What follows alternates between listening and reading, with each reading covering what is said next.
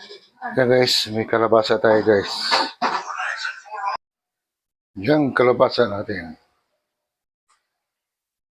Talong guys, slice natin mamaya yan. Yan guys, okay na tayo sa talong guys. Na-slice na natin. Ayan, may sitaw. Yan guys, slice na sitaw natin. Yan guys, may kamote ako. Ihahalo ko to. Tara, slice na ang kamote. Meron tayong ilang pirasong okra. Yan, ang ating okra. Ilang piraso lang yan. Okay na yan. Guys, loya. Yan, slice na loya. Pangrekado natin, sibuyas. Slice na rin ang sibuyas natin. Meron tayong kamatis. Yan guys, na-slice ko na guys. Tapos meron tayong bagong isda guys.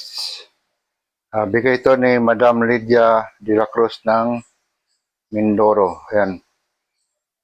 Pinadala sa amin. Salamat po, salamat.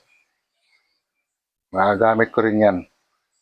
Yan guys, yung natira nating bangos. Hindi naman kasi naubos yun dahil sobrang laki. Ngayon, lulutuin ko siya guys ng dinengding. Yan guys, kumukulo na ang ating tubig guys. Lagay na natin tong ano guys, luya, sibuyas, at kamatis. Ayan.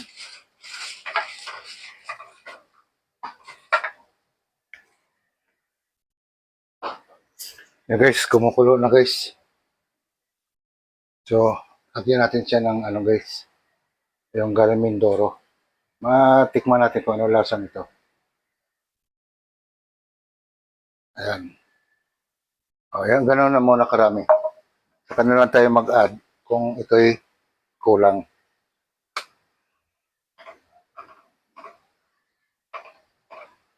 Yan guys, tapos ilagay na natin tong minix kong gulay. Yan, sabay-sabay na yan. Ang daming gulay, kunti lang gulay, pero pag na ano mo na lahat, sama-sama, dami.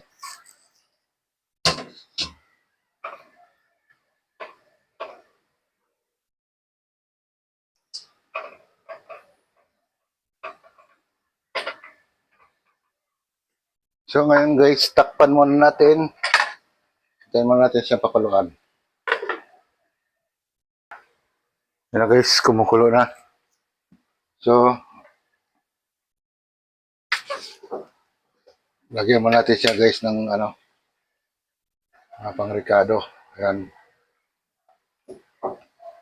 Paminta. Magit sarap.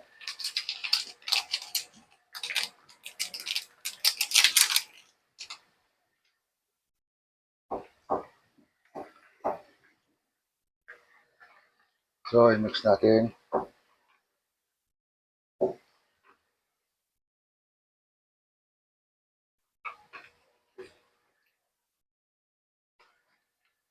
So, ilagay na natin guys yung bangos para magkaroon siya ng lasa. So guys, may kasamang ano pa yun guys, inihaw na baboy. Tanggalin natin kasi may mga tinik.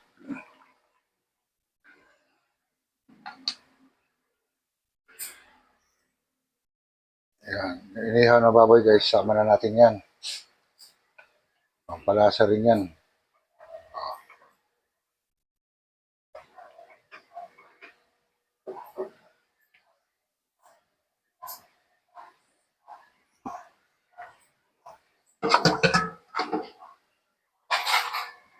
So, takpan mo natin siya. Ganun lang. Yan guys, buksan na natin guys. Masilip. Ang aking dinengding guys. So, yung bagoong niya guys, okay na. Karan, nalagyan ko ng talbos guys, ng kamote. Wala akong makita. Ang ilalagay talaga dyan is saloyo. Kaso wala akong makita ng ano guys sa Royot.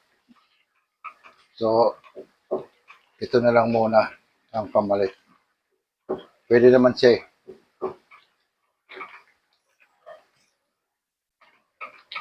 Yan guys, isang pakulo. Lagyan natin siling green. Isang pakulo na lang yan guys. Yan. Yan guys, buksan na natin guys. Yan. Natin haluin ng ano para hindi siya maduro guys. So, titikman natin.